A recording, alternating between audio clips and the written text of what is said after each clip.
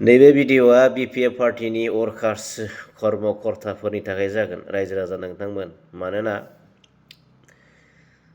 बिपिएफआ एनडिएजों एलायन्सआव दं नालाय, दा मोनसे खोथाखौ आङो नोजोर होदों, गोसोखांदों आरो बेखौनो नोंथांमोननो फोरमायनो सानदों। मानोना कंग्रेसनिफ्राय बिजेपिआव फैनाय जा मानाव गेदेर मा नाममोन भुपेन कुमार बरा, दा बिथांखौ बिजेपिनि कर्मिफोरा भुपेन बरा गो बेक गो बेक गो बेक प्रतिबाद खालामदों, बिरोध खालामदों, आन्दोलन खालामदों, धरना होदों गो बेक होननानै। नाङा माने भुपेन कुमार बराखौ बिजेपिआव नाङा।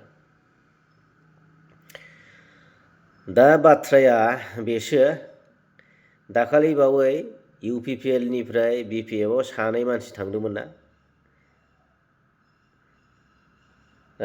मानाव गेदेर जोंनि राकेश ब्रह्मआ बुंदों जोयै जोयै थिनहरदों होनना बुंदों। जोनानै थिनहरदोंनो माने बिसोरखौ जोनानैसो थिनहरदोंनो माने राकेश ब्रह्म जा बिथाङा फोरमायदों। दा एनडिएजों एलायन्सआव थानाय हिसाबै बिजेपिनि कर्मिफोरा जेरैबायदि भुपेन बरा गो बेक होननानै बुंदों, थिग बेबायदिनो बिपिएफनि कर्मि कर्ता वर्कार्सफोराबो धरना होनांगौमोन, प्रतिबाद खालामनांगौमोन। खाम्फा बरगयारि गो बेक, सांग्रां ब्रह्म गो बेक। मानोना बिसोरनि एनडिएनि सिङाव थानाय बिजेपिनि कर्मकर्ता वर्कार्सफोरानो माने मालायनिफ्राय फैनाय, गुबुननि पार्टिनिफ्राय फैनाय बेबायदि दैदेनगिरिफोरखौ लाया, वर्कार्सफोरखौ लाया, बेबायदि जयनिं जानायफोरखौ लाया। जोङो फोरमान मोनदों, जोङो हमनो हादों, नङा होमबा? जोङो मोनथिदों बे बिजेपिनि कर्मिफोरा जिथुनाखि भुपेन बरा गो बेक नैबेबादि स्लगान, बेबादि धरना होनायनिफ्राय जोङो मोनथिदों माने एनडिएनि सिङाव थानाय बिजेपिआनो जा बिपिएफआनो जा बिसोरनि वर्कार्सफोरा गुबुननिफ्राय फैनाय मानसिखौ लाया। दिनै बिपिएफआबो धरना होनांगौमोन, गो बेक, सांग्रां ब्रह्म गो बेक, खाम्फा बरगयारि गो बेक खालामनांगौमोन। नाथाय मानो खालामाखै?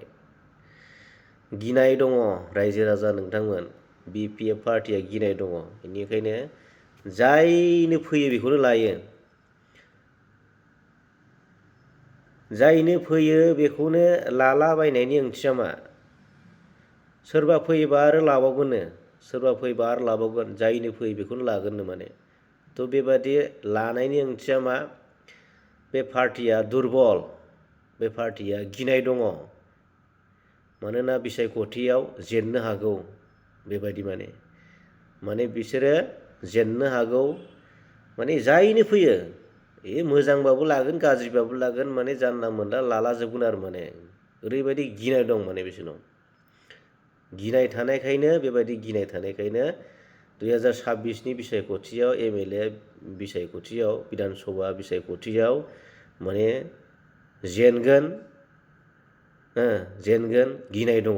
बिनिखायनो जायनो फैयोखौनो लालाबायो आरो बिसोरो, नङाबाथ' लाथावथारामोन एनडिएजों एलायन्सआव थानाय हिसाबै। आरो बिजेपिनि कर्मिफ्रा गुबुननिफ्राय बारबोनाय मानसिखौनो लायाखै, कंग्रेसनि मानसिखौनो नाङा